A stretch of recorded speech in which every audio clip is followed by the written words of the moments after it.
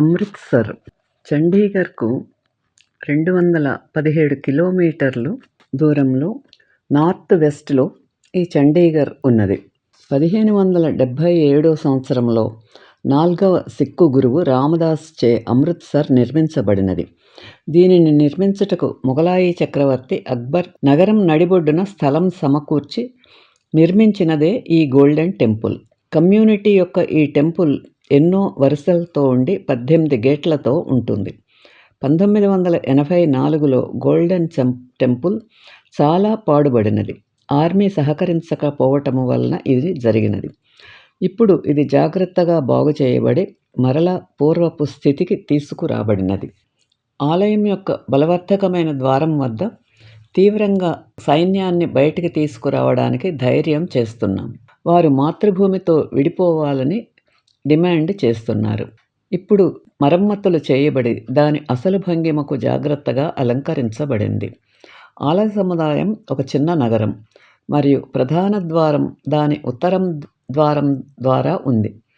దర్శని దర్వాజాగా తెలియదు. ఇది సెంట్రల్ సిక్కు మ్యూజియంను కూడా కలిగి ఉంది. ప్రదర్శనలో పెయింటింగులు, నాణ్యాలు, మ్యానుస్క్రిప్ట్లు మరియు ఆయుధాల సేకరణలు ఉన్నాయి. ఆ దారు చరిత్ర యొక్క స్పష్టమైన చిత్రాన్ని సృష్టించడానికి కలిసి ఉంటాయి. మెట్లు అమృత్ సరోవర్ అనగా అమృతపు కొలను. దాని తర్వాత అదే పేరు పట్టణానికి పెట్టబడినది.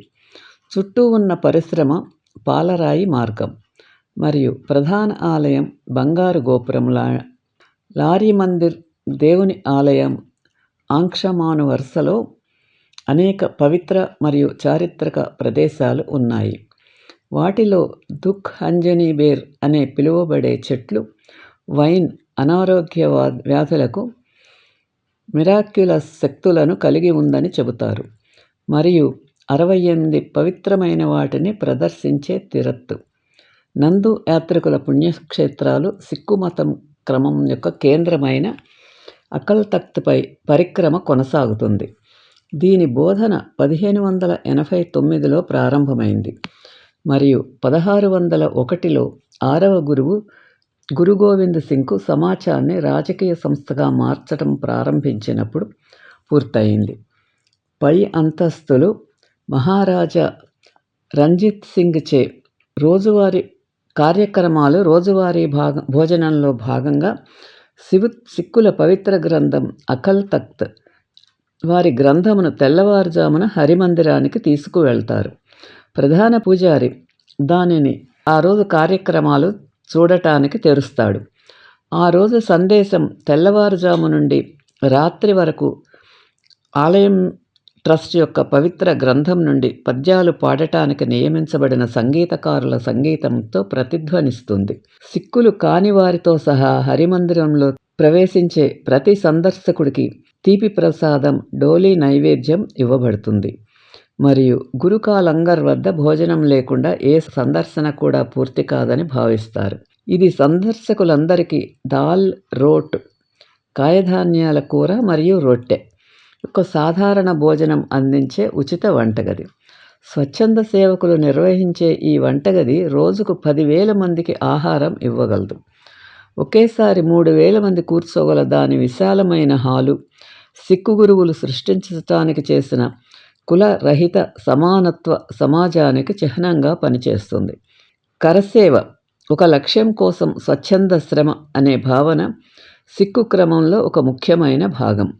ఆలయ ప్రాంగణాన్ని తుడిచిపెట్టడం, లంగర్ వద్ద వంట చేయడం లేదా యాత్రికుల బూట్లు చూసుకోవడం వంటి పనులను స్వచ్ఛంద సేవకులు ఉత్సాహంగా, ప్రాయశ్చిత్తంగా లేదా ఆరాధనగా నిర్వహిస్తారు. చివరి సాయంత్రం ప్రార్థనలు రాత్రి 9:45 ముగిస్తాయి. కేంద్ర మందిరం మరియు ప్రధాన ద్వారంతో పవిత్ర గ్రంథాన్ని భక్తితో మూసివేసి వెండి పల్లకీలో అకల్ తఖ్త్కు తీసుకువెళ్తారు. దర్శిని దేవర్హి తలుపులు మూసివేయడానికి ముందు ఆలయ అంతస్తులను పాలు మరియు నీటితో కడుగుతారు.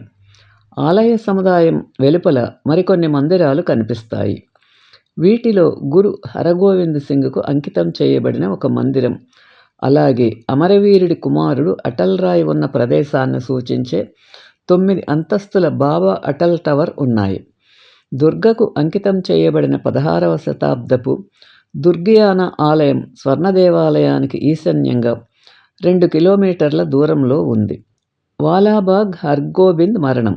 స్వర్ణ దేవాలయం నుండి కొద్ది దూరంలో ఉన్న జలియన్వాలాబాగ్ 1919లో జరిగిన అప్రసిద్ధ మారణ హోమం జరిగిన ప్రదేశం. వందలాది మంది నిరాయుధ ప్రదర్శనకారులు అక్కడ మరణించారు. పవిత్రుడితో పాటు ఉత్సవ గార్డులు. భారతదేశంలో ముగింపును వేగవంతం చేసిన సంఘటన అయిన పదాతి దళం నుండి వచ్చిన జనరల్ రెగ్ యొక్క పరివేష్టిత గార్డు ద్వారా తుపాకీతో కాల్చి చంపబడిన వ్యక్తి ఇక్కడ ఉన్నాడు. పరిసరాలు. అమృత్సర్ నుండి కేవలం 9 కిలోమీటర్ల దూరంలో ఉన్న భారత వాఘా నదిపై పాకిస్తాన్లోని అటారీ రోడ్డు రిబ్బన్లో ఉంది. బగ్లర్లు 2 సరిహద్దుల వద్ద అద్భుతంగా కాపలాగా ఉన్న 2 గూజ్లపై జెండా స్తంభాలను ఆయా దేశాలకు తీసుకువెళ్లే దశలను ధ్వనించటంతో అది ఒక చిత్రంలాగా ఉంటుంది. ఈ వేడుక అద్భుతమైన 2 వైపులా ఉన్న సమూహాలు, విభజన యొక్క దృశ్యం. ఈ వీడియో మీకు నచ్చితే లైక్ చేసి, షేర్ చేసి, సబ్స్క్రైబ్ చేయండి.